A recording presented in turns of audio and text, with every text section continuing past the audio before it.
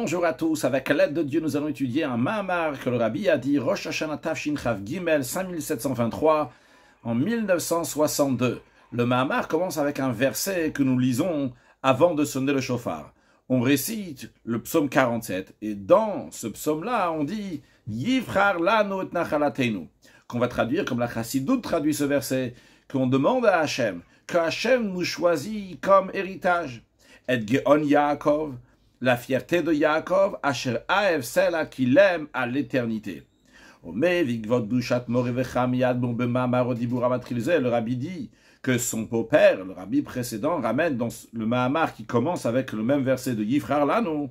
Ce Mahamar se trouve chez Behemsher Rosh Hashanah Tafshin Gimel, dans les Mahamarim que le Rabbi précédent a dit à Rosh Hashanah 5703, 1942, quelques années après qu'il est arrivé aux États-Unis. Donc plusieurs Mahamarim qui ont suivi donc de ce Rosh Hashanah, ce qu'on appelle un Hemsher, il ramène là-bas, sur ce verset-là, Pirushatakum, l'explication de la traduction araméenne.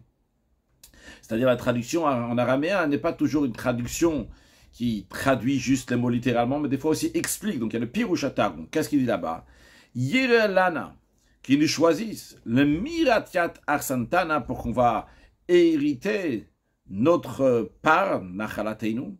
Yat bet Migdesha de Yaakov, le temple de Yaakov, des Rachim le Almin qui l'aime à l'éternité.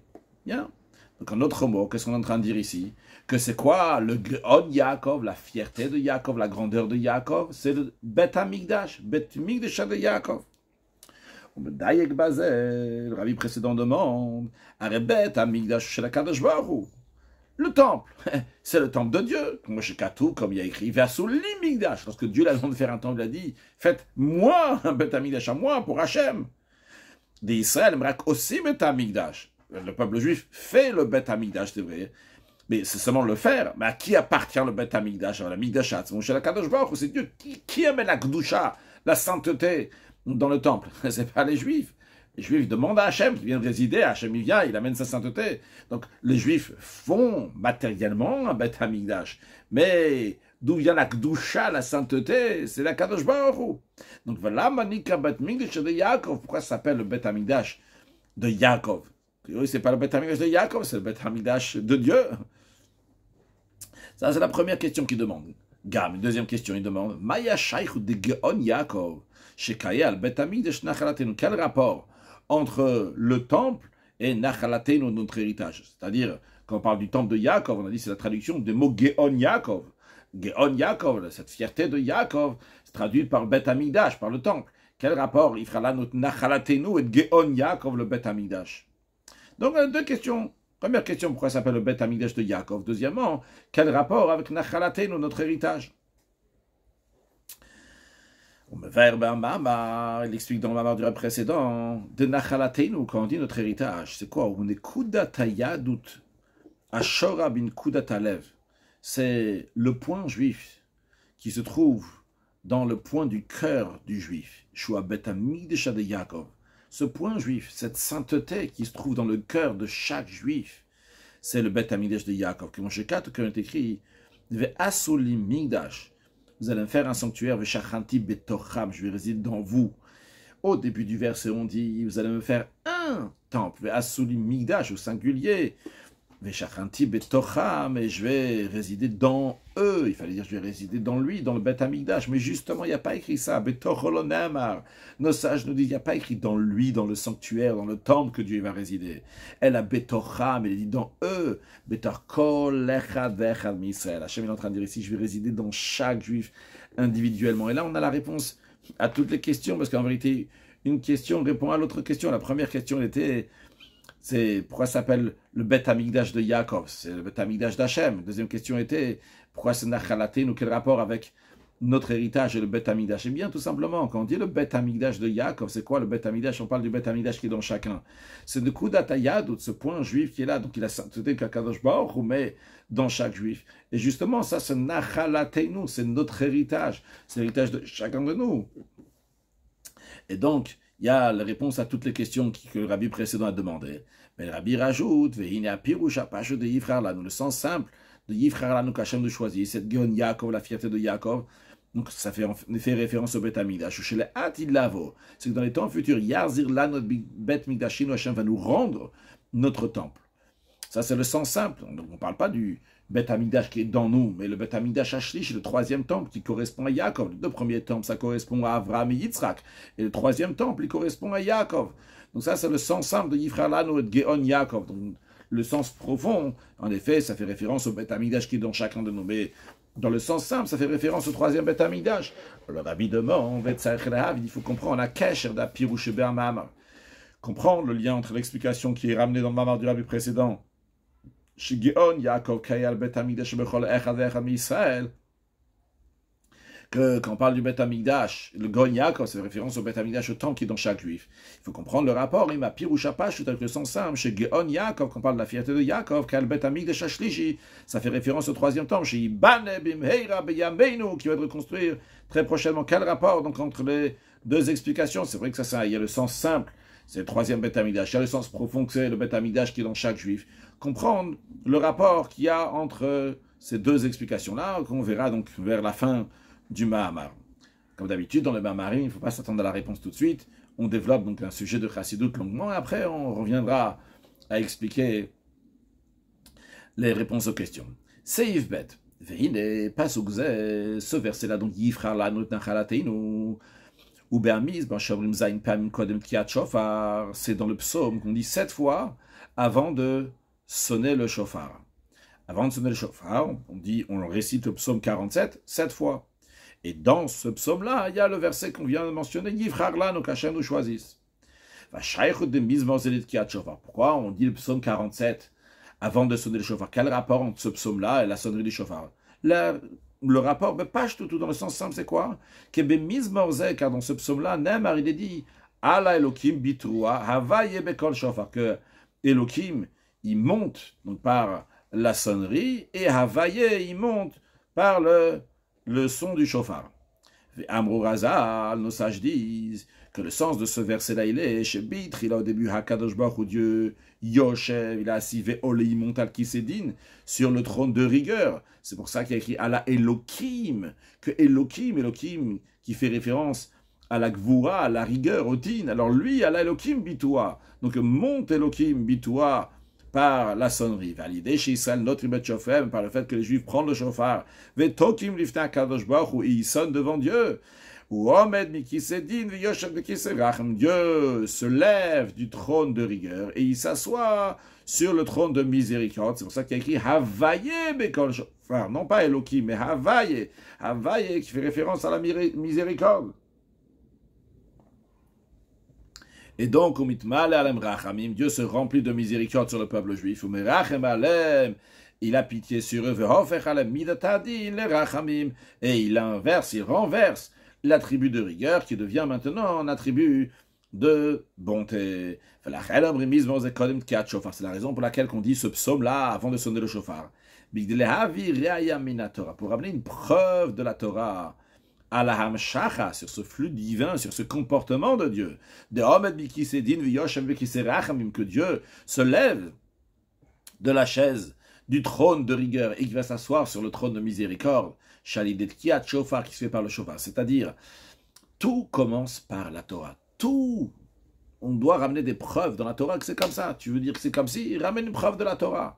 Quand on veut faire un flux divin, amener qu'Akadosh Baruch Hu va venir dans ce monde-là. On ramène une preuve de la Torah, on dit Akadosh Baruch Hu, dans la Torah c'est écrit comme ça, c'est écrit que toi Akadosh Baruch Hu, même si tu es sur le Midatadin, tu le qui sais, sur le trône de rigueur, mais quand un juif il prend le shofar pour aller sonner le shofar, eh bien par cela tu te lèves de ce trône de rigueur et tu vas sur le trône de miséricorde. C'est comme ça qu'il faut se comporter. Et donc ça, c'est la raison pour laquelle, Page, tout le Rabbi nous dit dans le sens simple, pourquoi on dit ce psaume 47. Mais non. Dans le psaume 47, il y a plusieurs versets. Il n'y a pas que le verset Ala Elohim Bitoua, Hashem Bekol Shofar. Il n'y a pas seulement le verset qui parle du shofar, qu'Akadosh Baruch Hu se lève du trône de rigueur de Elohim, et après il va passer à Havaye, à Rachamim, sur le trône de miséricorde. Il y a aussi d'autres versets. Alors Rabbi nous dit, le rak pasukze, quand la mizmor, le fait qu'avant de sonner le shofar, on ne dit pas juste le verset Ala Elohim Bitoua, Hashem Bekol Shofar. On dit tout le psaume. D'ailleurs, si vous remarquerez, après avoir sonné le shofar, on dit des versets de différents psaumes, un verset par là, un verset par là, mais on ne dit pas un psaume en entier. Mais là, avant de sonner le shofar, on aurait pu aussi juste dire, juste Allah Elokim bitou Hashem bekol shofar. Non, on ne dit pas juste ce verset-là, on dit tout le psaume. Alors si on dit tout le psaume, on sait que chaque chose est extrêmement précise. Il n'y a plus de raison lorsque c'est quelque chose qui est dans la Torah, c'est la précision elle est encore plus importante. Alors nous, on comprend de là, que tous les versets de ce psaume-là, sont liés avec le fait qu'Akadosh Baruch Hu se lève du trône de rigueur qui va s'asseoir sur le trône de miséricorde qui vient par la sonnerie du shofar. Donc, c'est pas juste le verset Allah Elokim Bitoua Hashem Bekol Shofar qui parle clairement de Elokim et de Havaï, et donc de Din et Rachamim, de rigueur et de miséricorde. Il n'y a pas seulement ce verset-là qui est lié avec l'impact du shofar, l'influence du shofar, l'effet du shofar, mais tous les versets de ce psaume-là sont liés avec cette idée-là que quand on sonne le shofar, ça a un impact sur Akadosh Baruch ou sur le comportement de Dieu. Et quand on parle de tous les versets du psaume, à plus forte raison, Mikol Shekana Paso Ki Yifrar Lanu, à plus forte raison, le verset avec lequel on a commencé le Mahamar, dans lequel on dit Yifrar Lanu, qu'Hachem va nous choisir, que ce verset-là, il est juste avant. C'est juste avant, on dit Yifrar Lanu Tnachalateinu, et Geon Yaakov Asher Haev Sela. Et juste après, on continue, Allah Elokim Bitoua, Hashem Bekol Shofar, c'est-à-dire une juxtaposition de ces deux versets-là, le verset de Allah Elokim Bitoua, Hashem Bekol Shofar, duquel on apprend que Dieu se lève du trône de rigueur, il va sur le trône de miséricorde. Le verset qui le précède, c'est le verset de Yifrar Lanu, qu'Hachem nous choisisse. Donc, c'est à plus forte raison ce verset de Yifrar Lanu, Shubismichud, la Pasukala Lokibitoua Gomer chez Zemor, que ça montre. Chez Pazukze, Shayach, le Ala Lokibitoua, ça montre que ce verset-là, il est lié avec le verset Ala Lokibitoua, parce que s'ils sont collés, comme on vient de dire dans la Torah, tout est extrêmement précis. Si le verset de Yifrar Lanu, choisis-nous, il est lié avec, il est juste avant le verset de Ala Lokibitoua, Hashem Kol Shovar, ça veut dire qu'ils ont un lien. Maintenant, le rabbi va demander une question dans le sens profond des choses ici. Le rabbi va nous demander qu'a priori, le Yifrar Lanu, le verset dont il dit qu'Hachem choisis-nous, et l'autre verset dans lequel on parle de sonnerie du shofar, a priori ne représente pas la même idée. Dire oralement l'idée de la question. Yifrar Lanu, Hachem nous choisit, c'est quelque chose qui vient d'Hachem uniquement. Par contre, sonner le shofar, ça vient par nos efforts. Développons un peu plus. La Bechira, lorsque quelqu'un fait un choix, et particulièrement lorsqu'il s'agit du choix de Hatzmut, de l'essence d'Akadosh Baruch Hu, le choix ne dépend pas de quelque chose d'autre. Et donc, ce choix-là, il est fait par la personne elle-même sans être influencé par l'extérieur, par l'autre. Par contre, l'idée de sonner le shofar, ça c'est l'idée que le peuple juif fait quelque chose. Il y a un effort ici du peuple juif, ce qui est souligné ici. Ce n'est pas juste, il n'y a que Dieu qui prend sa décision. Il y a ici le peuple juif qui fait quelque chose qui a un impact sur la décision de Dieu, évidemment, parce que Dieu il a décidé que l'action du peuple juif va avoir un impact. Mais en tous les cas, il y a ici le peuple juif qui fait quelque chose. Et maintenant, développons encore plus. Quand on parle de Bechira, Yifrar Lanu, qu'Hachem va le choisir. La vraie définition d'un choix, quand on dit Bechira Chofshit, un choix qui est tout à fait libre, c'est quand, c'est uniquement si ce choix-là, il est fait entièrement par la personne et non pas par l'objet, la chose ou une autre personne. C'est-à-dire que si Rouven va choisir ce verre plutôt qu'un autre verre, c'est peut-être parce qu'il aime un verre transparent qu'un verre qui est en couleur. Donc finalement, pourquoi il a décidé, il a choisi ce verre? C'est pas lui qui a choisi le verre, c'est le verre qui a influencé Rouven pour choisir un verre qui correspond au goût de Rouven. Si quelqu'un va choisir tel et tel costume, c'est parce que ce costume-là, il influence sur la personne qui va dire, tiens, t'aimes bien cette couleur, t'aimes bien la manière que c'est, alors c'est la raison pour laquelle que tu vas l'acheter, c'est la raison pour laquelle que tu vas te vêtir avec ce costume, avec ce vêtement-là. Mais c'est pas lui qui a décidé, il y a l'objet qui a eu un impact sur lui. Si tu aimes quelqu'un parce qu'il a certaines qualités, c'est pas que toi tu as décidé de les mettre, ces qualités t'ont attiré à toi, t'ont dit tiens, t'as pris l'œil, t'as dit tiens, ça c'est intéressant pour moi. Donc c'est l'autre chose, l'autre personne, ou le comportement qui t'a influencé, te dire tiens, c'est ça qu'il faut choisir. Mais c'est pas un choix qui vient de ton etzem, de toi-même entièrement, c'est l'autre qui t'a influencé. S'il y a quelque chose qui t'influence, ce n'est pas une vraie bechira, ce n'est pas une bechira chofshit, un choix qui est totalement libre. C'est un choix que tu as fait par rapport à la chose. Un choix qui est libre, c'est comme lorsque moi je choisis parce que j'ai décidé. C'est-à-dire que moi je choisis parce que j'ai décidé. Il peut y avoir deux options. Ou bien qu'il y a plusieurs objets qui sont exactement le même. Ce qui est entre nous, je ne sais pas si ça existe vraiment dans notre monde, parce que exactement le même, au même endroit, bon, c'est pas... En tout cas, qui sont exactement les mêmes et que toi, tu vas choisir ça parce que tu as décidé de choisir. Ou bien, une autre manière, c'est que tout simplement, par rapport à la personne, tout est à égalité. Il n'y a pas de différence entre ce verre-là et un autre verre, il n'y a pas de différence entre ce costume-là et un autre costume, il n'y a pas de différence entre 100 € et 1000 €, c'est exactement la même chose pour lui. En effet, s'il y a une différence, comme on le disait tout à l'heure, eh bien à ce moment-là, cette différence, c'est ça qui attire la personne. Entre 100 € et 1000 €, c'est plus intéressant 1000 € parce qu'on peut faire plus de choses avec. Donc la personne, elle va choisir 1000 € entre prendre des papiers et des diamants. Tu vas choisir des diamants parce que c'est quelque chose qui a plus de valeur. En fonction d'une raison, tu vas choisir telle chose ou une autre chose. Finalement, il y a quelque chose qui t'a forcé à faire ce choix-là. De la même manière, les havdil, je ne sais pas l'havdil ou pas, dans le cas, si on prend quelqu'un, on va lui donner des cours, on va lui dire faire ça. Alors il va faire pourquoi? Pas parce qu'il veut faire ça, parce qu'il a reçu des coups. À la même manière, si quelqu'un il a une évidence dans sa tête que c'est ça qu'il faut choisir, c'est encore plus. Pour quelqu'un d'intellectuel, c'est encore plus que recevoir des coups. C'est une évidence que c'est ça qu'il faut prendre. Il a très bien compris que c'est ça le bon choix à faire. C'est sûr que c'est pas l'autre chose à prendre. Parce que ça, c'est comme si il avait reçu des coups. C'est évident, c'est ça qu'il faut prendre. Quelle est la différence? Tu reçois des coups. Alors tu dis, je vais faire ça, et dans ta tête, tu as reçu des coups, entre guillemets, que tu as reçu des coups. Tu es arrivé à une évidence que c'est sûr et certain que c'est comme ça qu'il faut faire. Il faut faire Shabbat, il faut manger kasher, il faut étudier la Torah, ou bien une autre chose donc de profane, que ta tête, elle te dit que c'est exactement comme ça qu'il faut faire. Alors tu es obligé de faire ça par rapport à la chose, non pas parce que tu as ta propre décision à toi. Alors la vraie bechira, la vraie choix, c'est lorsque ça vient de la personne elle-même et non pas de quelque chose qui est à l'extérieur. Maintenant, on est en train de parler de Dieu. Et là-bas, quand on parle de Dieu dans Atzm, dans l'essence de Dieu, c'est là que vraiment qu'il y a la vraie notion de choix, la Bechira Chovshit. Maintenant, qu'est-ce qu'on est en train de dire ici? On est en train de parler Yifrar Lanu, d'un choix d'Akadosh Baruch Hu qui va choisir le peuple juif, et la sonnerie du chauffard. Lorsqu'Akadosh Baruch Hu choisit le peuple juif, le choix d'Akadosh Baruch Hu n'est pas pour une certaine raison. Il n'y a pas une chose ici qui fait qu'Akadosh Baruch Hu va choisir le peuple juif plus qu'un autre peuple. Comme c'est expliqué dans la Chassidoute, qu'au moment du don de la Torah, Akadosh Baruch Hu il a choisi le peuple juif. C'est quoi le choix qu'Akadosh Baruch Hu a fait? C'est pas qu'il a choisi l'âme divine qui avait déjà dans le peuple juif depuis Avraham Avinu. Mais Akadosh Baruch Hu il a choisi le corps du juif. Le corps qui est exactement le même que celui du Goy. Akadosh Baruch Hu a dit, je choisis ce corps-là. Comme l'Admour Azakan, il dit, quand on dit dans la prière tous les jours, Banu bachata mikolam velashad, tu nous as choisi de tout peuple et toute nation.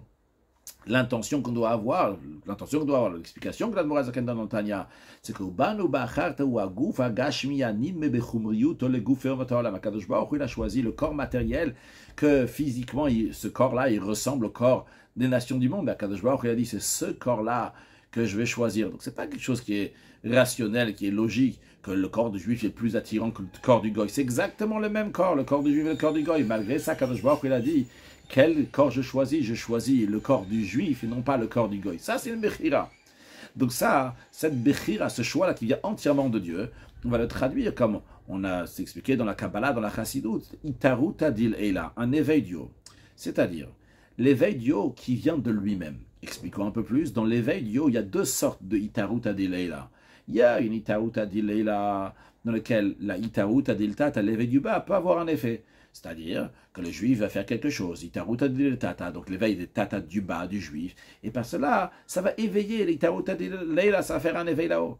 Mais il y a une Itaruta dil Eila, un éveil du haut, que la Itaruta dil Tata ne peut pas toucher là-bas, qui est tout à fait au-delà de tout éveil du bas. C'est un éveil qui vient entièrement d'en haut et qui n'a aucun rapport avec le bas. Le bas ne peut rien faire. Maintenant, pour revenir à où on va en arriver ici, c'est qu'a priori, nous avons un paradoxe. Nous avons d'un côté, Yifrar Lanu, choisis-nous. Le choix d'Akadosh Baruch Hu, c'est une Itaruta dil Eila, un éveil du haut qui n'est pas du tout lié avec la Itaruta dil Tata, avec l'éveil du bas. Et d'un autre côté, nous avons le shofar. Le shofar, c'est Itaruta dil Tata, c'est l'éveil du bas. Le juif sonne le shofar. Et par cela, il fait Itaruta dil Eila, l'éveil là-haut. Il fait que là-haut, Akadosh Baruch Hu va passer du trône de rigueur au trône de miséricorde. On est en train de dire ici que d'un côté, le chauffard, c'est Itaruta Diltata, c'est un éveil du bas. Et on te dit que cet éveil du bas, le chauffard que le juif va sonner, il fait qu'Akadosh Baruch Hu va passer d'un trône à un autre trône, mais c'est aussi lié avec le Yivra Harlan, ou c'est aussi lié avec le choix qu'Akadosh Baruch Hu fait. Mais on va voir la question dans quelques instants sur le texte, mais a priori c'est un paradoxe, c'est quelque chose qui ne va pas ici. Le choix d'Akadosh Baruch Hu, c'est Nitaruta Dileila, un éveil d'en haut, donc un choix qui vient entièrement de Hatzut, de l'essence d'Akadosh Baruch Hu, qui n'est pas du tout lié avec Avodat Tartonim, le travail du bas. Et d'un autre côté, dans le même psaume, dans le verset suivant, tu me parles d'un travail du juif, Itaruta Diltata, l'éveil du bas, il va sonner le chauffard. Mais quel rapport entre la sonnerie du chauffard et la sonnerie du chauffard peut toucher Hatzut, l'essence d'Akadosh Baruch Hu? En plus, comme le rabbi souligne la question, veitera mise encore plus que ça. Il y a la bechira ou ba'atzut. La bechira, le choix, il avec par qui il est fait la bechira, c'est par atzut, par l'essence d'Akadosh Baruch Hu. Shen shayer shamaynen itaruta diltata, là-bas, il n'y a pas du tout itaruta diltata, l'éveil du bas. Qu'est-ce que Rabbi vient rajouter ici? Veraïne, c'est-à-dire. C'est ça qu'il vient rajouter. Non, ça va la bechira bepoel mitzadat. En plus du fait que la bechira, concrètement, elle est faite par atzmo, par atzmut, par l'essence de la personne, en l'occurrence par l'essence de Dieu, et non pas par quelque chose qui va l'influencer. Velosh mitorer est à l'idée itaruta diltata, et ça n'est pas par l'éveil du bas. Mais encore plus que ça, le shebema comme c'est à cet endroit-là, c'est ce niveau-là de la personne, je ne sais pas si on peut appeler ça le niveau, dans l'essence de la personne, dans lequel il y a le choix.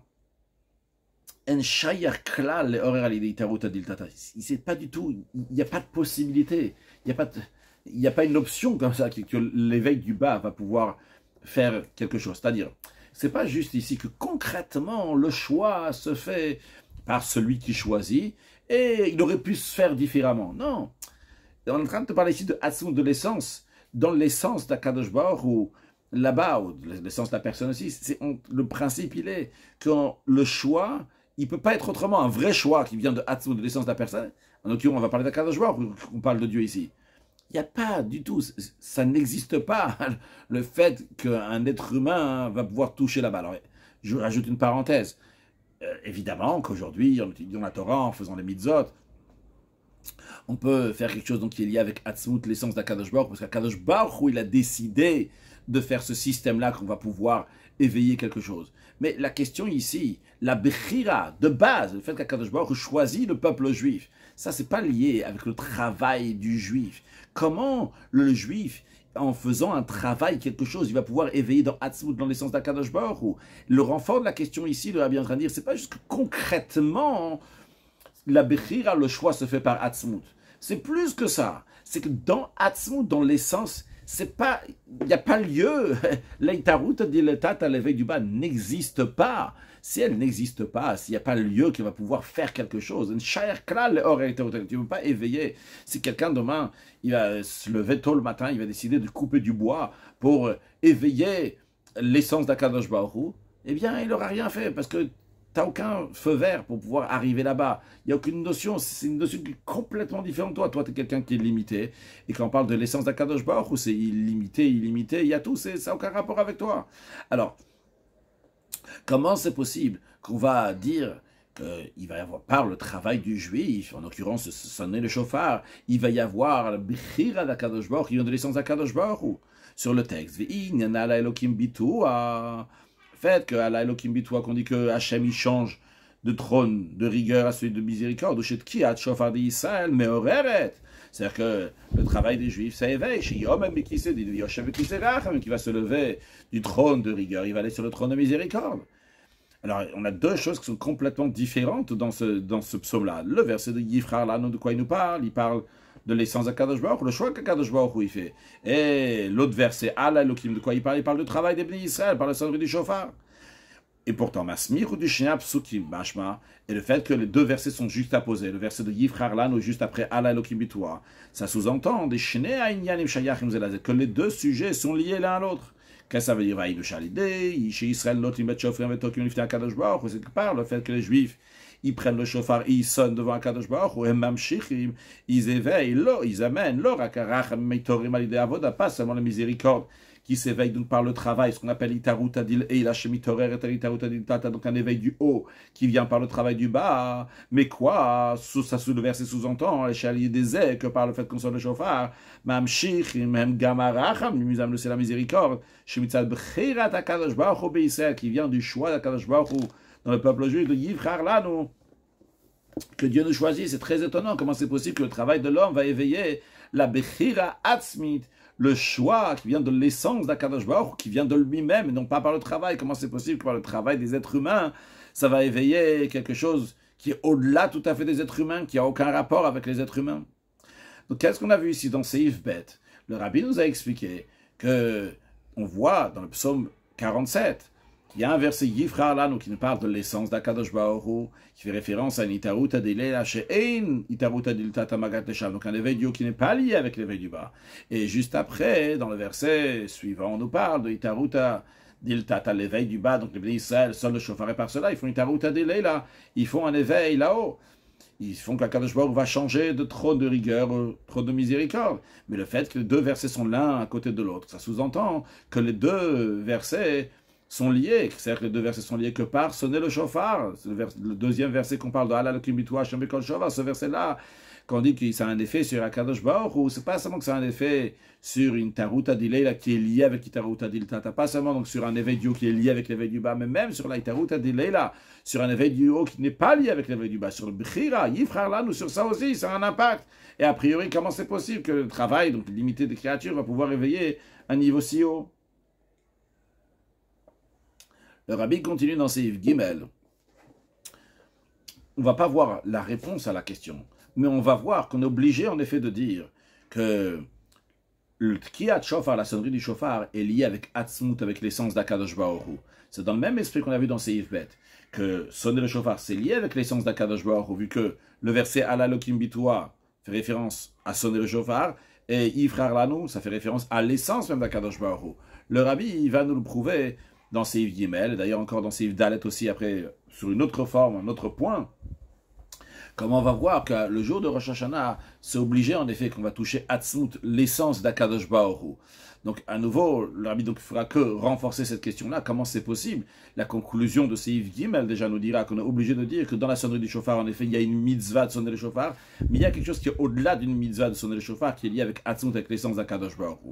Voyons ça sur Seif Gimel. Il faut rajouter le sujet qu'on a dit avant, c'est-à-dire Shalidé chez Israël, Tokim Beshofar, que par le fait que les Juifs sonnent le chauffard, même les Juifs amènent Gama Inyan Bechirata, tout aussi le choix de l'essence d'Akadosh Baruch Hu, Shen Shayach, Shamalidi Tarut Adil Tata, que là-bas, dans l'essence d'Akadosh Baruch Hu, on ne peut pas éveiller, même par l'éveil du bas, mais pourtant, en sonnant le chauffard, c'est lié avec Atzmut, avec l'essence d'Akadosh Baruch Hu, sans comprendre pourquoi encore, on ne sait pas comment une mitzvah peut faire un éveil, pas juste Itarut Adil Leila, mais Itarut Adil Leila qui est au-delà de Itarut Adil Tata. Mais ce sujet-là, Mouvan, on pourrait le comprendre aussi. On peut le comprendre, pas le comprendre au sens pourquoi, mais on peut le déduire que c'est vraiment comme ça, que le sonnerie du chauffard est lié avec Atzmut, l'essence d'Akadosh Baruch Hu, on peut le comprendre. Gamma Yadoua aussi, de ce qui est connu chez Ikarinyan Rosh Hashanah, que le sujet essentiel de Rosh Hashanah, Binyana Malchut, c'est la construction de Malchut. Malchut, plus littéralement, qui veut dire donc la royauté, construire la royauté de Dieu, mais aussi, ici on parle donc dans des sphirotes, dans les attributs célestes, dans les mondes célestes, eh bien, il y a une sphira, un attribut qui s'appelle Malchut. C'est-à-dire, il y a 10 attributs. Chabad, Chochma Biladat, ça fait 3. Après, on a Chesed Gvura Tifer et Netzachot Yesod, donc ça fait 6. Et la dernière s'appelle Malchut, la royauté. Le jour de Rosh Hashanah, c'est expliqué dans la Kabbalah, développé dans la Chassidut, que c'est le jour de Binyana Malchut, le jour dans lequel on construit la Malchut d'Akadosh Baruch Hu, que ce soit qu'on fait régner Akadosh Baruch Hu sur nous, que ce soit dans le sens spirituel de construire l'attribut de Malchut. Ça, c'est le sujet essentiel de Rosh Hashanah, construire Malchut, recevoir la royauté d'Akadosh Baruch Hu, et pas juste recevoir la royauté d'Akadosh Baruch Hu, mais faire qu'Akadosh Baruch Hu va devenir roi. C'est Akadosh Baruch Hu qui a voulu comme ça. Que Ma'amar Razal, comme les paroles de Raboteinu Zichronon Livracha, nos maîtres de mémoire bénis, qui disent Imru lefanai balchuyot kedeshtamlichuni alechem, que Dieu dit le jour de Rosh Hashanah, je veux que vous allez dire des versets de royauté. pour que vous allez me faire régner sur vous. Dans la Chassidut, c'est expliqué que quand on dit ici vous allez me faire régner sur vous, c'est pas pour dire que moi je suis le roi quoi qu'il arrive, mais j'aimerais que vous me faites roi sur vous. Style, Hachem il est déjà roi, mais bon, vous avez besoin de vous rappeler, réfléchir un peu, de mettre les choses à jour, et donc je suis votre roi. Non, dans la Chassidut, c'est expliqué que quand on dit le jour de Rosh Hashanah, des Balchouya, des versets de royauté, pour faire régner, c'est pas juste Alechem sur vous. C'est pas ça le point, faire régner sur vous. C'est Tamlichouni tout court, pour faire régner. Sur qui? C'est tout le Alechem sur vous. Mais le Tamlichouni aussi, il est souligné. On fait régner à Kadosh Baruch. C'est qu'à Kadosh Baruch, on n'est pas roi tant qu'on ne va pas faire régner à Kadosh Baruch à nouveau à Rosh Hashanah. C'est-à-dire que quand ça arrive le jour de Rosh Hashanah, il y a Kadosh Baruch, il est plus roi, si on peut dire d'une telle manière. Kadosh Baruch, comme ça, il a décidé. Et il devient roi à travers les versets de royauté. Qu'on va dire, c'est le système qu'Akadosh Baruch a décidé, c'est pas parce qu'il y a une faille ou quoi que ce soit. Akadosh Baruch veut que chaque année va se renouveler sa royauté à travers les versets de royauté que les Juifs vont dire. Donc on voit que l'essentiel de Rosh Hashanah c'est quoi? C'est Binyan HaMalchut, c'est la royauté. La Gemara le dit. Dites des versets de royauté pour que je vais être roi. D'ailleurs, dans la prière de Rosh Hashanah aussi, dit on n'arrête pas de souligner le fait qu'Akadosh Baruch Hu il est roi, on lui demande de régner. On rajoute aussi dans la période de Rosh Hashanah jusqu'à Kippour que Dieu il est Hamelech HaKadosh à la place de dire Akel HaKadosh, Hamelech HaMishpat à la place de dire Melech Tzedaka Mishpat. Donc on voit ici que la Mloucha, la royauté d'Akadosh Baruch Hu est soulignée. Ah, et a priori, on pourrait demander que l'essentiel du jour, c'est pas faire couronner Akadosh Baruch Hu, c'est pas qu'Akadosh Baruch Hu devienne roi. A priori, les sages disent que le mitzvah du jour, c'est quoi? C'est shofar. Le mitzvah du jour de Rosh Hashanah, c'est quoi? C'est sonner le shofar. A priori, ça contredit. La mitzvah du jour, c'est sonner le shofar, ou la mitzvah du jour, c'est qu'Akadosh Baruch Hu va être roi? Alors, le Rabbi dit, ça qui disent que la mitzvah du jour, c'est le shofar. Ou parce que le sujet ne fait régner Akadosh Baruch Hu sur vous. Comment on fait régner Akadosh Baruch Hu sur nous? Ou à l'idée de Kiyat Shofar. C'est que même ces versets-là ne sont pas suffisants. Il faut sonner le shofar. Comme dans la suite des paroles de nos sages, Anis Karim, qu'on a dit avant, dans la suite, la Gemara dit, ou Bamé, comment ça s'exprime tout ça? Ça s'exprime be shofar, donc à travers le shofar. Et en effet, le shofar, c'est quoi? C'est pour faire régner Akadosh Baruch Hu, pour couronner Akadosh Baruch Hu. D'ailleurs, le Avudraham, lorsqu'il explique donc les raisons de sonner le shofar, il ramène donc, ce que le Rassag, Rabbi Sadia Gaon, il dit, il ramène là-bas 10 raisons. La première des 10 raisons pourquoi on sonne le shofar à Rosh Hashanah, c'est pour faire couronner le roi, donc pour faire couronner Akadosh Baruch Hu. Quand le Avudraham ramène ce que Rassag il dit, donc la première raison, c'est pas juste que c'est la première, parce que techniquement, il faut qu'il y ait un premier. Quand on dit la première, c'est pas juste la première dans l'ordre chronologique. C'est la première, parce que dans l'importance aussi, c'est la première. Dans l'importance de sonner le shofar, c'est quoi? C'est Hartarat Hamel, faire régner Akadosh Baruch Hu. Donc, on revient à ce qu'on a dit, que l'essentiel de Rosh Hashanah, c'est quoi? C'est faire régner Akadosh Baruch Hu. C'est Binyan HaMalchut, construire Malchut. Aïe, ben, shofar, mais Hagoufa, ça même le shofar. Pourquoi tu sonnes le shofar? C'est pour Binyan HaMalchut, c'est pour construire Malchut. Ça, c'est qu'Akadosh Baruch Hu devient quoi? Non. Quel rapport entre Rosh Hashanah et Binyan HaMalchut? Ok, c'est vrai, écrit la Gemara, écrit la Kabbalah, Binyan HaMalchut, construire Malchut, Tamlichouni Alech, mais quel rapport entre Rosh Hashanah et Binyan HaMalchut, faire régner Akadosh Baruch Hu, spécialement le jour de Rosh Hashanah? Alors Rabbi le dit, le lien de Rosh Hashanah avec Binyan HaMalchut, dans le sens simple, c'est quoi? La royauté Rosh Hashanah, le fichier Berosh Hashanah, au Chidush Maaseh Bereshit. Parce que chaque année, lorsque ça arrive le premier Tishri, le jour de Rosh Hashanah, eh bien, il y a le renouvellement de l'œuvre de la création. Comme on dit dans la prière de Rosh Hashanah, Zeh Hayom Tchilat Maasera. Ce jour-là, aujourd'hui, c'est le jour du début de tes œuvres, de tes actions.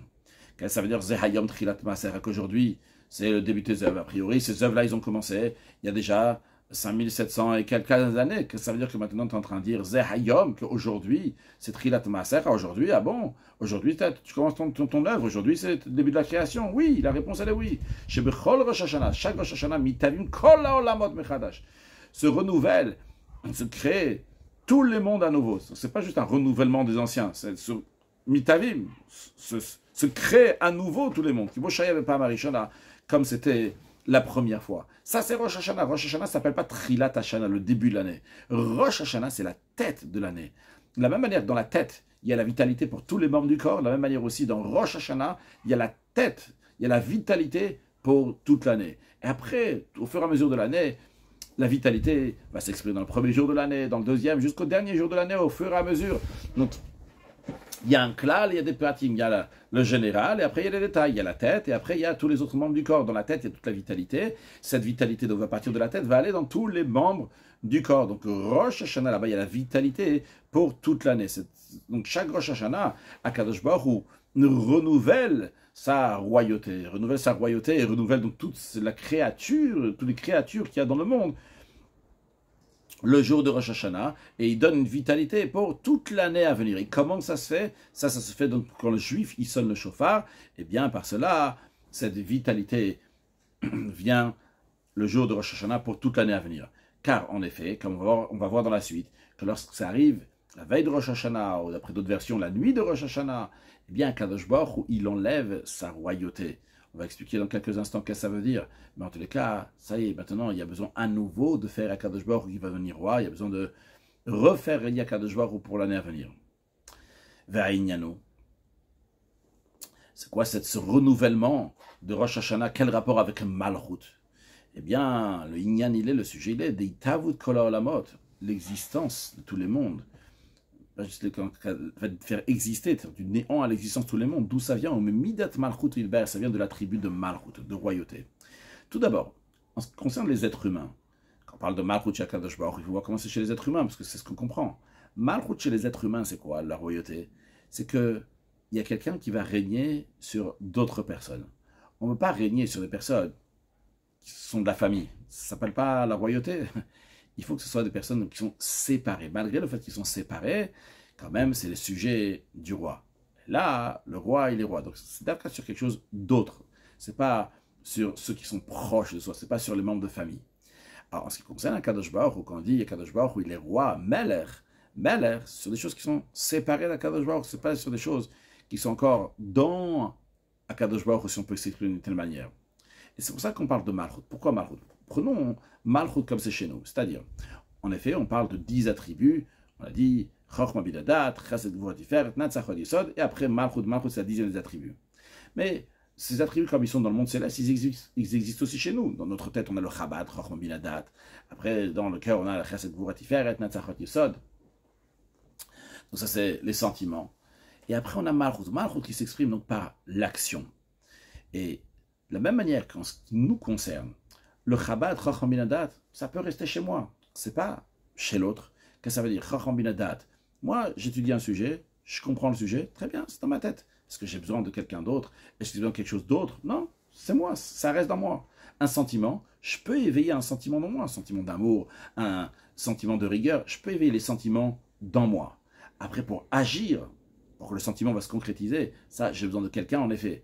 Et le sentiment lui-même, il peut exister dans la personne. Par exemple, si on prend l'exemple de Avraham Avinu, il a fait la circoncision à 99 ans, c'était le 3e jour de sa circoncision, et ça faisait très mal, et Akadosh Baruch Hu a fait qu'il y ait un grand soleil ce jour-là, pour pas que les gens vont venir le déranger. Mais Avraham Avinu, qui était quelqu'un avec bon cœur, il avait un éveil, il voulait faire du chesed.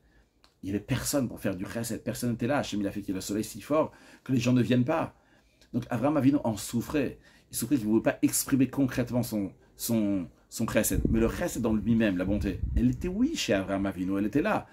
Qu'est-ce que je veux dire par là? C'est que quand il se concerne donc les sujets intellectuels, Rabat, Chochma Binadat, que ce soit les sentiments, Chesed Gvura Tiferet, Netzach Hod Yesod, ça peut être dans la personne même, sans avoir besoin de quelqu'un d'autre. Par contre, pour Malchut qui est la royauté, et qui s'exprime donc dans l'action, ça, il y a besoin de quelqu'un d'autre. Avraham Avinu, il a besoin de quelqu'un d'autre, des gens qui vont venir pour exprimer ses sentiments, ce sentiment de chesed va s'exprimer concrètement. Donc Malchut, le principe de Malchut, c'est quoi? C'est sur des autres.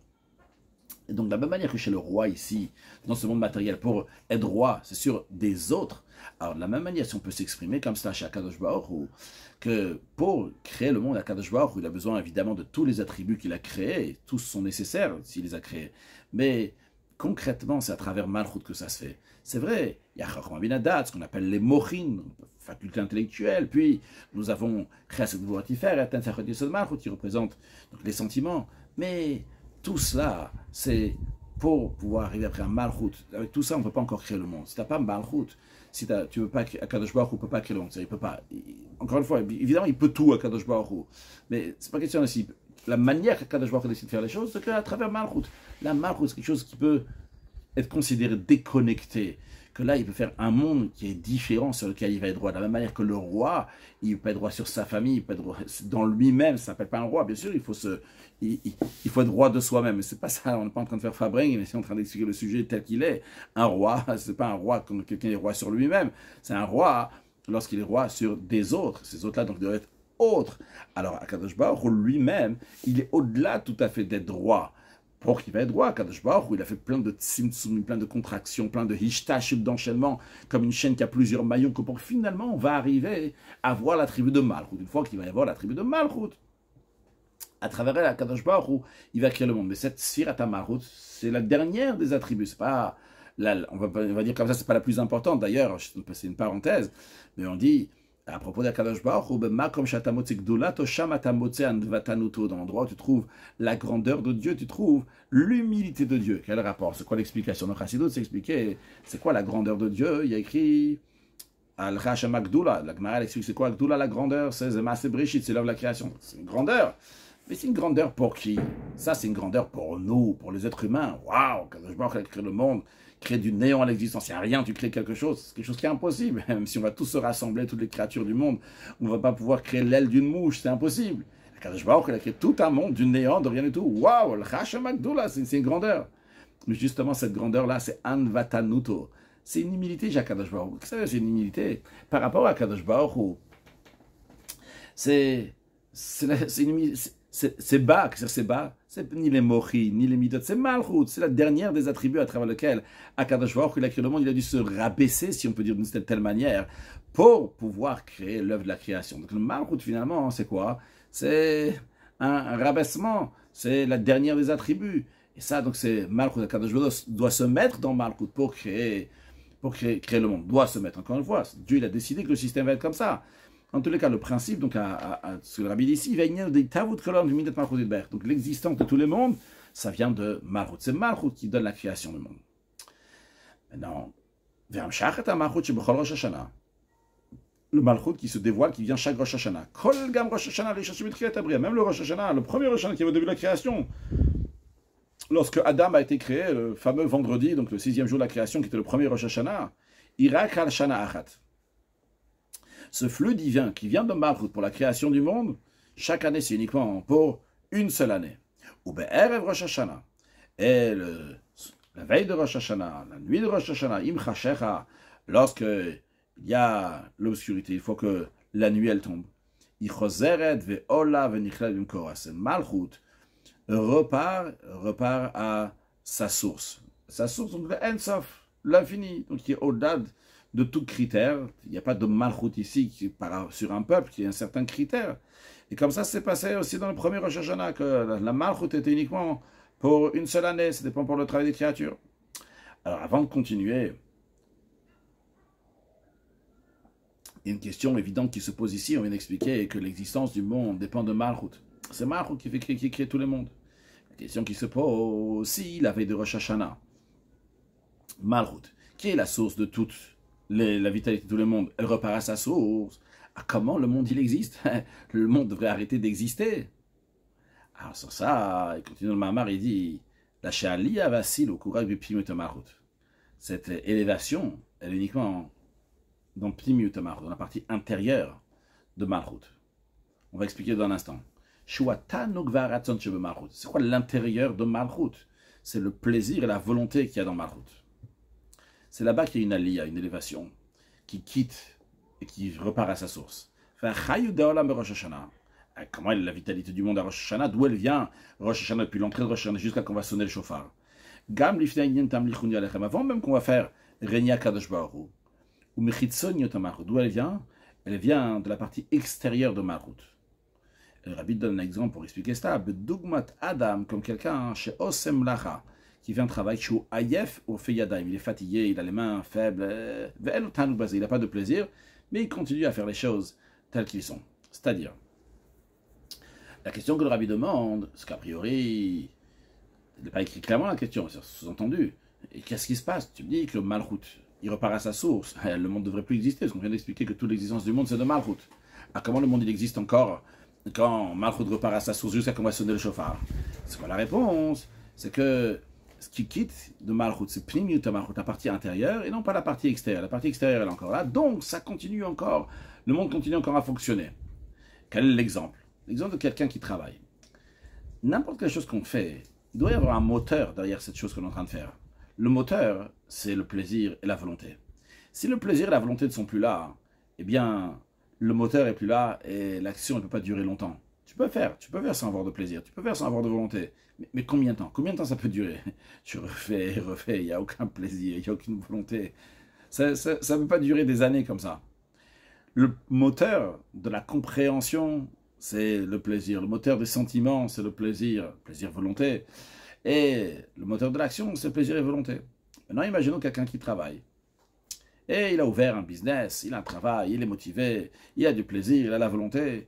Et un jour, il remet en question tout ça. Il dit, peut-être il faudrait arrêter tout ça. J'ai pas envie. Mais il n'a pas fermé sa boutique. Il est encore là, la boutique, il travaille encore et ça continue. Mais le plaisir, la volonté, elle n'est plus là. On peut prendre encore un exemple similaire dans le même esprit. Quelqu'un qui a une chaîne de magasins, plein de magasins dans lesquels il y a plein d'employés. Et il était très motivé à le faire. Peut-être c'était l'âge, peut-être c'était des raisons financières. Et il était super motivé à le faire. Et avec le temps, il n'a plus de plaisir, il n'a plus de volonté. Il dit, laisse tomber tout ça, je veux changer de métier, je vais arrêter. Et même s'il pense à le faire sincèrement, imaginons. Il y a tout qui est en train de tourner encore. Et la chaîne est encore en train de marcher. Et il y a encore donc les employés qui sont en train de travailler. Il y a tout qui fonctionne normalement. Seulement quoi? Le plaisir et la volonté, le moteur de cette personne-là qui fait que tout ça marche, son moteur, il est off. Maintenant, il est arrêté. Alors, c'est quoi cet exemple par rapport à nous? Nous, lorsqu'on est en train de parler d'Akadosh Baruch Hu, il y a Malchut d'Akadosh Baruch Hu. Dans la Malchut même, il y a le Malchut qui est en train de créer le monde. Donc, le Malchut, c'est le 10e des attributs qui crée le monde. Il t'avoue de Kololam, ça vient de suivre à ta Malchut. Mais il y a derrière ça le Ratzon et Tanou. Derrière ça, il y a la volonté, le plaisir plaisir spirituel. De la même manière que chez nous, il y a une volonté et un plaisir. Spirituellement, ça existe. Parce qu'en vérité, c'est l'inverse. Vu que chez nous, ça existe. C'est pour ça, vu que là-haut ça existe, c'est la raison pour laquelle que chez nous aussi on a ce Ratzon et Tanou, cette volonté, ce plaisir. Alors, chaque Kadosh Baruch, oui, il y a Malchut. Il y a Malchut. Malchut qui est l'action, qui fait fonctionner les choses, qui fait exister le monde. Mais derrière ça, il y a un moteur, il y a la volonté, le plaisir de Kadosh Baruch. Quand on dit qu'à Rosh Hashanah, il y a l'iyat sur Atamarhut, que sur Atamarhut s'élève, qu'est-ce que ça veut dire? Ça veut dire que Pnimiut Tamarhut, la partie intérieure de Malchut. C'est quoi la partie intérieure de Malchut? C'est le moteur de Malchut. C'est la volonté, le plaisir qu'il y a dans Malchut. C'est ça qui repart à sa source. Mais le Malchut concrètement qui crée le monde, ça reste toujours pour faire exister le monde. Juste que le plaisir et la volonté sont partis. C'est ce qu'on dit que Pnimiut Malchut s'enlève. Si on peut s'exprimer d'une telle manière, lorsque ça arrive, Rosh Hashanah, Kadosh Baruch Hu remet en question, est-ce qu'il va continuer à créer le monde, que le monde va continuer à exister ou pas? Kadosh Baruch Hu, il fait qu'il n'a plus le plaisir. Et Kadosh Baruch Hu veut que les Juifs vont dire des versets de Malchuyot, des versets de royauté, pour éveiller à nouveau ce Malchut. Avant d'arriver à ça, ok, Pidgam Hayadoua, comme l'expression connue, chez Beleil Rosh Hashanah, que la nuit de Rosh Hashanah, avant que les Juifs vont faire régner à Kadosh Baruch Hu, donc le jour de Rosh Hashanah, vu que la sonnerie du chauffard se fait uniquement le jour de Rosh Hashanah, mais avant cela, donc dans la nuit avant, à Olam ou Matzav de Italfut, le monde est dans une situation qu'il est évanoui. C'est quoi évanoui? La personne n'est pas morte. Il y a de la vitalité. C'est vraiment la vitalité, elle est cachée, elle est repartie à l'intérieur. Quand quelqu'un il est en forme, on souhaite ça à tout le monde, en bonne santé. Alors tu vois, c'est sur le visage, tu vois dans les mains, tu vois l'action, c'est actif, ça bouge, il y a une vie. Par contre, lorsque la personne elle est évanouie, bien à ce moment-là, c'est pas que la personne elle est morte, ras de shalom, mais c'est que toutes les forces, toute la vitalité qui en général se trouve à l'extérieur est rentrée à l'intérieur. La personne elle est là, elle vit encore. La même chose aussi que lorsque ça arrive au Rosh Hashanah, les mondes vivent encore. Il y a encore Malchut qui est là. Mais c'est juste dans l'action. Mais le Ratzon et Tanou, le plaisir et la volonté sont partis. Donc on appelle ça évanouissement. Les forces sont reparties à leur source.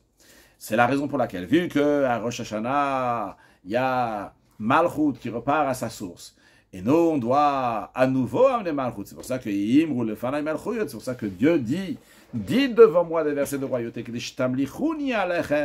pour me faire régner sur vous. Chez le Ratzon Bimloucha, fait que je vais avoir une volonté et un plaisir dans la royauté. Donc ça se fait par le fait que nous, le peuple juif, on va dire des versets de royauté et on va sonner le chauffard. Maintenant, on n'a pas encore fini tout le développement, parce que nous, ce qu'on va en arriver, c'est que sonner le chauffard, c'est lié avec Atzmut, avec l'essence d'Akadosh Baruch Hu. Pour comprendre ça, comment c'est lié avec l'essence d'Akadosh Baruch Hu qu'on doit éveiller le jour de Rosh Hashanah, on a dit d'abord que le principe et le sujet essentiel à Rosh Hashanah, c'est quoi? C'est Binyan HaMalchut, c'est faire régner Akadosh Baruch Hu. On a dit que Binyan HaMalchut, faire régner Akadosh Baruch Hu, se fait par sonner le chauffard. Et on a expliqué que Binyan HaMalchut, c'est que Malchut est encore là, mais le Tanug et le Ratzon, le plaisir et la volonté est parti. Qu'est-ce que nous on doit faire donc en sonnant le chauffard, en disant les versets, c'est quoi? C'est amener le Ratzon ve Tanug, amener la volonté et le plaisir. Mais comment on amène cette volonté et ce plaisir-là? Alors, d'abord, on va bien expliquer comment c'est, quand on dit que il y a eu un silouk, le plaisir et la volonté est parti totalement. Qu'est-ce que ça veut dire? Veine yadoua, c'est connu. Silouk chez Rosh Hashanah, ce silouk, ce départ qui se fait Rosh Hashanah, donc le plaisir part au Bechol Madrigot, c'est dans tous les niveaux. Quand on dit dans tous les niveaux, on va parler d'abord chez l'être humain et on va expliquer ça comme c'est aussi spirituellement. C'est dans le maaseh, dans l'action, dans Dibur, dans la parole, dans Marshava, dans la pensée, dans Midot, dans les sentiments, le Sechel et le cerveau. De Cholad Varim Chozim le Kadmut, que tout repart à la source initiale. C'est-à-dire, comme on l'a dit tout à l'heure, qu'il y a le moteur de chaque chose, c'est la volonté et le plaisir. Quand on dit que la volonté et le plaisir partent de Rosh Hashanah, c'est qu'il part de tous les niveaux. Voyons comme c'est chez nous, on est en train de dire, chez nous, chez un être humain. Alors il y a le plaisir et la volonté, comme ils sont dans la compréhension de la personne, ce qui fait que la personne va comprendre le sujet. La volonté et le plaisir qui sont dans les sentiments, qui fait que la personne elle va avoir un plaisir de ressentir ça. Et après, donc dans la pensée, après dans la parole, après dans l'action. Donc si on va dans l'échelle du haut vers le bas, on a le cerveau, sentiment, pensée, parole, action. Si on va dans le sens inverse, c'est action, parole, pensée, sentiment et intellect, la tête. Donc, si on est en train de dire maintenant qu'il y a le silouk, le tanouk, il est en train de partir, le tanouk part donc de l'action, après il part de la parole, il part de la pensée, il part du sentiment, et il part aussi du cerveau, de la compréhension. Maintenant, quand on est en train de parler d'Akadosh Baruch Hu, il n'y a pas de cerveau, sentiment, pensée, parole, action, mais il y a ça spirituellement. Il y a donc différents niveaux spirituels, qu'on appelle le Seder Ishtal, sur l'enchaînement des mondes. Et quand on dit que le plaisir de Malchut, le plaisir de régner chez Akadosh Baruch Hu s'enlève, c'est pas qu'il s'enlève seulement dans le niveau le plus inférieur, dans l'action concrète, mais même dans les niveaux qui sont plus hauts que ça. Il y a des niveaux spirituels qu'on va appeler par la parole, par la pensée, par les sentiments, par la compréhension. Là-bas aussi, tout ça, le plaisir et la volonté, ils partent. Où ils partent? Ils repartent dans le Etzem, dans l'essence même de Akadosh Baruch Hu. Tout est reparti vraiment à la source. Il n'y a plus rien maintenant, entre guillemets, à l'extérieur de la source. Tout repart à la source. Alors dans ce cas-là, la question, elle est... Question, pas question, comment on veut le présenter. D'où vient alors? Comment c'est possible de ramener le Ratzon et Tanouk? Où il faut le creuser, entre guillemets? Qu'est-ce qu'on doit faire pour ramener qu'il va y avoir la volonté et le plaisir? Ou sur quoi il faut toucher pour que la volonté et le plaisir va s'éveiller? La réponse, le Rabbi nous dit, c'est quand on veut ramener Malchut. Qu'est-ce que ça veut dire ramener Malchut? La partie de Malchut qui est partie. C'est quoi la partie de Malchut qui est partie? C'est la volonté et le plaisir. Alors pour ramener Malchut de Rosh Hashanah, il y a des Shemam Shiri Matzut Oren Sof. C'est par le fait qu'on amène de l'essence du Oren Sof. Il faut repartir à l'essence même, quand on repart à Atzmut Oren Sof, donc à l'essence de la lumière qui est infinie. Là-bas, si on va réussir à éveiller, à toucher ce Atzmut, l'essence d'Akadosh Baruch Hu. À ce moment-là, on va pouvoir faire qu'Akadosh Baruch Hu va à nouveau avoir un Ratzon Vetanug, une volonté et un plaisir dans ces mondes-là, dans Malchut. Donc, qu'est-ce qu'on a vu ici? On a vu qu'à Rosh Hashanah, il y a Binyan Malchut. Binyan Malchut, comment on fait cette construction de Malchut? C'est en éveillant, en ramenant ce qui est parti. Qu'est-ce qui est parti? C'est le Tanouk, c'est le plaisir. Mais comment on peut ramener le Tanouk, le plaisir? C'est on en a Atzmut, dans l'essence même d'Akadosh Baruch Hu. Ah, ça c'est Tamlichun Yalechem, n'est-ce pas? Se faire régner Akadosh Baruch Hu. Mais se faire régner Akadosh Baruch Hu, c'est comment? Par la mitzvah de Shofar. Ah, à nouveau, on voit que la mitzvah de Shofar, elle est liée à quoi? Avec Atzmut, avec l'essence d'Akadosh Baruch Hu. D'où l'expression que le Rabbi a dit donc, tout au début du Seif. Le Rabbi a dit, etc. Le Rabbi a dit, on comprend que le sujet essentiel de Rosh Hashanah, c'est on peut comprendre aussi le sujet qu'on a vu avant, du fait que Rosh Hashanah, son sujet essentiel, c'est Binyan HaMalchut. Qu'est-ce qu'on peut comprendre? C'est quoi qui est Mouvan? C'est Mouvan, ce qu'on a dit avant, que sonner le shofar, c'est lié aussi avec Atzut, avec l'essence d'Akadosh Baruch Hu. Donc en plus des versets qu'on a vus dans Seif Bet, il y a un verset qui parle de Bechira, qui parle de l'essence d'Akadosh Baruch Hu, l'autre verset qui parle du Kriyat Shofar, les sonneries de Shofar, c'est lié avec l'essence d'Akadosh Baruch Hu. En plus du fait, on voit aussi du sujet de Rosh Hashanah, Binyan HaMalchut. Il faut faire qu'Akadosh Baruch Hu va être roi. Mais comment on fait qu'Akadosh Baruch Hu va être roi? Comment on éveille le plaisir et la volonté? C'est en éveillant Atzmut, l'essence d'Akadosh Baruch Hu. Donc Kriyat Shofar, c'est lié avec l'essence d'Akadosh Baruch Hu. Donc le Rabbi conclut de tout cela. Le fait que faire régner Kadosh Baruch Hu sur vous à l'idée de Kriyat Shofar, c'est selon le Shofar, Kanis Kalel, comme on a mentionné avant, que la Gemara elle dit, dites devant moi des versets de royauté, des versets de royauté pour faire régner sur vous. Et après, dans la suite, on dit, comment ça s'exprime par le Shofar? On a compris que c'est lié avec le Shofar. Et on a appris maintenant dans le Mahamar que Tamlichuni Alechem, faire régner Kadosh Baruch Hu, c'est réussir à toucher, si on peut s'exprimer d'une telle manière, Atzut, l'essence d'Akadosh Baruch Hu, pour éveiller le plaisir et la volonté qu'Akadosh Baruch Hu va être roi. Alors, vu que le Tamlichuni Alechem, il est lié avec la sonnerie du Shofar, Mouva, on comprend, chez Kriyat Shofar, Magad Ba'atzmut Orensof. On comprend que la sonnerie du Shofar, elle arrive, elle touche l'essence du Orensof. Non, la question du Rabbi. C'est là, il faut comprendre. A priori, il y a quelque chose qui ne va pas. Arrête Kriyat Shofar et mitzvah. Sonner le Shofar, c'est une mitzvah. La notion des ordres, donc des mitzvot, c'est uniquement une fois qu'il devient roi. Que Mama, comme ce qui est rappelé dans le Midrash, qu'il y avait un roi qui arrivait quelque part, et qu'on a dit à ce roi-là, donne-nous, fais-nous des décrets. Le roi dit, doucement, d'abord, recevez mon règne, après seulement, je vais vous faire des décrets. C'est-à-dire, c'est obligé d'abord de recevoir le roi sur soi, et après seulement, on peut avoir des décrets du roi. Mais on ne peut pas avoir des décrets du roi si on n'a pas encore pris le roi en tant que roi. Ici, on a Akadosh Baruch Hu qui est pas encore roi, et qu'on est en train de sonner le shofar. C'est une mitzvah. Une mitzvah, donc c'est déjà un ordre du roi. C'est-à-dire, dans le roi, il y a deux parties. Il y a la partie, donc comme le roi, il est tout à fait au-delà de quoi que ce soit d'avoir un rapport avec le peuple. Et il y a une partie du roi donc, qui est liée avec le peuple. La partie du roi qui est lui-même. Donc ça, c'est le roi en lui-même. Après, l'ordre que le roi il donne, ça, c'est la manière que le roi va s'exprimer chez les sujets, chez tout le monde. À plus raison lorsqu'il s'agit donc du Atzmut Ensov, Kadosh Baruch Hu, et il n'y a pas de peuple, il n'y a pas d'ordre qui sont donnés tant qu'il n'y a pas lui-même, même après qu'il y a lui-même, c'est Akadosh Baruch Hu qui va décider de donner des ordres. Mais là, ici, on n'a pas encore fait qu'Akadosh Baruch Hu est roi. Donc, faire qu'Akadosh Baruch Hu soit roi, ça ne veut pas être juste avec un ordre, ça doit venir d'un niveau qui est qui est beaucoup plus haut qu'un ordre. Qu'on verra dans la suite du Mahamar, c'est quoi? Et comme on va nous dire dans quelques lignes l'idée générale. Rabbi dit, pour qu'on va faire régner Akadosh Baruch Hu chez Israël, aussi les Juifs vont faire Hachem va être roi. C'est comme on dit, il faut toucher le roi comme il est au-delà, avant qu'il soit roi. Pas le roi, une fois qu'il est déjà roi, il te donne des ordres. C'est ça qu'il faut pour faire régner Akadosh Baruch Hu. Comment c'est possible qu'en sonnant le shofar, qui finalement c'est une mitzvah de sonner le shofar, donc c'est un ordre qui vient après la royauté, comment on va faire qu'Akadosh Baruch Hu va devenir roi? Donc comment c'est possible qu'un ordre, donc c'est un tzivouï qui vient après le fait qu'Akadosh Baruch Hu est roi, comment c'est possible que ça va éveiller un niveau qui n'a pas tout fait ce matin, qui n'a aucun rapport, tu fais l'ordre, tu fais pas l'ordre, ça va rien faire. Alors le rabbi, sans expliquer le pourquoi, encore une fois, encore une chose dans laquelle il n'y a pas d'explication, mais il dit « Umizem mouvan ». De là, on comprend. D'ailleurs, c'est le même point qu'on n'avait pas compris aussi avant, mais on en déduit. C'est-à-dire, on sait avec évidence. Kriyat Shofar, sonner le shofar, il y a deux choses. Il y a un mitzvah d'être Kriyat Shofar, il y a un mitzvah de sonner le shofar. Donc, en tant que mitzvah, c'est un ordre. Mais il y a plus profond que ça. Il y a une deuxième chose, c'est qu'en sonnant le shofar, on arrive à l'essence du Or Ensof, qui est au-delà des droits.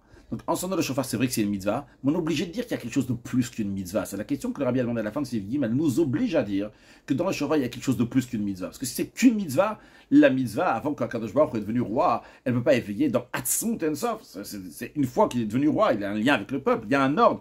Donc tu sonnes le chauffard. Donc c'est vrai, il y a une mitzvah de Tkiat chauffard. Mais pour que ça va éveiller l'essence d'Akadosh Baruch Hu, c'est que dans le chauffard, il y a quelque chose de plus profond. On ne sait pas encore c'est quoi cette chose-là le plus profond. On verra vers la fin du Mahamar. Mais il y a quelque chose ici de plus profond quand on sonne le chauffard qui fait qu'Akadosh Baruch Hu va devenir roi. Donc c'est vrai que ça passe par le chauffard, mais si on veut expliquer comme ça, le rabbi nous explique qu'il y a deux facettes dans le chauffard. Il y a la mitzvah de Tkiat chauffard, mais il y a une autre facette, une autre chose qui est plus profonde, que par ça on peut arriver à Atzmut, à l'essence d'Akadosh Baruch Hu en sonnant le chauffard, mais ce n'est pas juste lié avec la mitzvah de chauffard, mais c'est un lien qui est encore plus haut. Voyons ensemble la note 30. La note 30, le rabbi ramène le Rambam Ilchot Tshuva, qu'a priori de là-bas, on pourrait avoir une réponse à notre question. Pour dire qu'il y a quelque chose de plus dans le chauffard. Le chauffard, ce n'est pas juste une mitzvah. Le Rambam il dit il dit bien que sonner le chauffard le jour de Rosh Hashanah, c'est un décret du verset. Akadosh Baruch Hu a essayé de sonner le chauffard. De la même manière qu'Akadosh Baruch Hu a dit de faire d'autres choses. Et il n'y a pas de raison. C'est comme ça qu'Akadosh Baruch Hu sonne le chauffard ce jour-là. Mais le Rambam dit quand même, Remez Yashbo, il y a une allusion ici, il y a un message. On est en train de dire Chizr Bitshuva, de dire fais Tshuva. C'est que le chauffard est là pour éveiller à faire Tshuva. Donc a priori, on pourrait dire, ah, tu vois, dans le mitzvah de chauffard, il n'y a pas que la mitzvah de chauffard, il y a quelque chose de plus que ça. Il y a le fait de faire Tshuva. Tshuva, c'est beaucoup plus haut qu'une mitzvah. La mitzvah, c'est Kadosh Baruch Hu te dit, il faut faire comme si, t'as pas fait la mitzvah. Mais la Tshuva, elle veut dire, mais t'as pas fait la mitzvah, ah, quand même, on va réussir à te pardonner. Parce que la Tshuva, elle est encore plus haut que la mitzvah. Donc on pourrait dire, voilà, tu vois, ici, il y a quelque chose qui est plus haut que le chauffard. Mais le rabbi dit, en vérité, c'est pas suffisant. Pourquoi? Parce que même quand tu parles de tchouva, c'est vrai que la tchouva, elle est plus haut que la mitzvah. Mais finalement, la tchouva, elle est liée avec une mitzvah. C'est-à-dire la tchouva, elle donne la possibilité de pouvoir pardonner une mitzvah. Mais finalement, c'est lié avec la mitzvah. T'as pas fait, ok, on va te pardonner pour la mitzvah. Mais il y a un lien, finalement. En autre mot, si on veut dire comme ça, dans le lien du juif, il y a comment il est concrètement avec Hachem, donc à travers la mitzvah. Il y a un niveau encore plus haut, qui est la volonté intérieure qui est derrière cette mitzvah, que même quand quelqu'un s'est déchargé, entre guillemets, de ce poids-là, de ces mitzvot-là, on peut encore lui pardonner. Quand il va faire tchouva, il va dévoiler ce niveau qui est encore plus haut. Mais la tchouva, c'est pas encore l'essence même d'Akadosh Baruch Hu, qui est même au-delà de ça, parce que finalement, tchouva, c'est un pardon sur une mitzvah, donc il y a certains guedes, certains critères qui n'est pas Atzmut, l'essence d'Akadosh Baruch Hu, l'essence d'Akadosh Baruch Hu, qui est au-delà de tout critère, au-delà de tout, comme on a expliqué tout à l'heure quand on parlait de la Bechira, du choix, que c'est pas un choix qui est lié avec ci ou avec ça, vient de Atzmut, de l'essence même d'Akadosh Baruch Hu. Donc en deux mots, qu'est-ce qu'on a vu aujourd'hui? On a vu le verset Yifrar Lanot Nachalateinu Gon Yaakov Asher Ha'ev Sela. On a ramené les deux questions que le rabbi précédent il demande, et on est arrivé à une conclusion avec l'explication qui dit que c'est quoi le Geon Yaakov, le Bet Hamikdash de Yaakov? C'est le Nekudat HaYadut qui est le Nekudat HaLev, donc le point du juif qui est dans le point du cœur du juif, et c'est la raison pour laquelle c'est Nachalateinu, c'est notre héritage, et ça correspond donc au Bet Hamikdash. Le rabbi a demandé quel est le rapport avec le sens simple, que ça fait référence au troisième Bet Hamikdash. On n'a pas donné de réponse sur ça. On est passé à Seif Bet, on nous a dit que avant de sonner le chauffard, on lit le psaume 47, dans lequel il y a le verset de Yifra Lanot Nachalateinu, mais on ne se contente pas dans lequel il y a aussi donc, le verset Alalokim Bitoua, Hashem Ekol Shofar qui parle du chauffard, mais on ne se contente pas de lire seulement le verset Alalokim Bitoua, on lit tout le psaume, donc tout le psaume il est lié, et particulièrement le verset de Yifrar Lano, qui est juste avant le verset de Alalokim Bitoua. Donc il y a ici deux choses dans ce verset-là. D'un côté, Yifrar Lano, la Bechira, qui vient de Hatzmut, de l'essence d'Akadosh Baruch Hu. D'un autre côté, Alalokim Bitoua, donc il y a une mitzvah que le peuple juif y fait. Donc en autre mot, on a d'un côté la Itaruta d'Ileila, une Itaruta, un éveil du haut qui est purement un éveil du haut, qui n'est pas lié avec l'éveil du bas. Et d'un autre côté, donc on a quelque chose qui est lié avec l'éveil du haut, mais qui est rattaché avec l'éveil du bas. C'est-à-dire par le fait que les Juifs, ils sortent le chauffard par ça, Kadosh Baruch Hu, ils passent trop de rigueur à celui de miséricorde. Le Rabbi a dit, le fait qu'ils sont ensemble, ils sont juste à poser ces versets, ça sous-entend, ça nous fait comprendre qu'en sonnant le chauffard, c'est pas juste que ça fait qu'Akadosh Baruch Hu va changer de trône, mais c'est aussi, ça fait qu'Akadosh Baruch Hu va nous choisir. Donc c'est-à-dire qu'on nous touche Atzmut, l'essence d'Akadosh Baruch Hu, ce qui n'est pas compréhensible. Comment Itarut Adiltat à l'éveil du bas donc, peut éveiller un niveau de Itarut Adiltat que l'éveil du bas ne peut pas y arriver. Mais concrètement, en tous les cas, on voit que c'est rattaché, vu que les deux versets sont l'un à côté de l'autre. Donc le Kiat Shofar, le sonnerie du Shofar, ça rattache ça touche Atzmut, l'essence d'Akadosh Baruch Hu. Et dans Seif Gimel, le Rabbi nous a dit que cette idée-là, quand sonnant le shofar, ça touche Atzmut, l'essence d'Akadosh Baruch Hu, on le retrouve aussi dans l'idée de Rosh Hashanah. L'idée de Rosh Hashanah, c'est quoi? C'est Binyan Malchut, c'est construire Malchut, la royauté d'Akadosh Baruch Hu. Comment, qu'est-ce qui se passe dans la vie de Rosh Hashanah? C'est que Malchut s'élève, repart à sa source. C'est-à-dire que Malchut s'élève, c'est Pnimiuta Malchut, c'est l'intérieur de Malchut qui part. Et qu'est-ce qu'on doit faire? C'est Imrou Lefanai Malchuyot. On doit dire des versets de royauté pour amener à nouveau l'intérieur de Malchut. Le plaisir doit revenir. Et comment on exprime ça? C'est Malchuyot, c'est Renas, Bamé Beshofar, c'est le shofar. Donc le shofar, il est lié avec Binyan Malchut qui est éveillé le plaisir d'Akadosh Baruch Hu dans droit sur ce monde-là et la création de ce monde. Et donc, où on doit aller? On doit aller à Atzmut, on doit aller jusqu'à l'essence d'Akadosh Baruch Hu. On doit aller jusqu'à l'essence d'Akadosh Baruch Hu. C'est-à-dire que le shofar, il y a avec Atzmut l'essence d'Akadosh Baruch Hu, mais comment c'est possible qu'une mitzvah de shofar, une mitzvah qui est uniquement une fois que le roi est déjà roi, va éveiller dans l'essence du roi, dans l'Atzmut, pour qu'il va devenir roi? On est obligé de dire, conclusion, que dans le shofar même, il y a deux parties. Il y a le fait que c'est une mitzvah, et il y a quelque chose qui est au-delà de la mitzvah, en effet, qu'on ne sait pas encore c'est quoi, mais qui éveille, qui touche l'essence même, qui touche l'essence d'Akadosh Baruch Hu, qui fait qu'Akadosh Baruch Hu va choisir le peuple juif, qu'Akadosh Baruch Hu fasse que très prochainement, Tka b'shofar gadol chiroteinu, Hashem va sonner avec un grand shofar pour notre libération, nous amener la venue de Mashiach. Now, une excellente journée.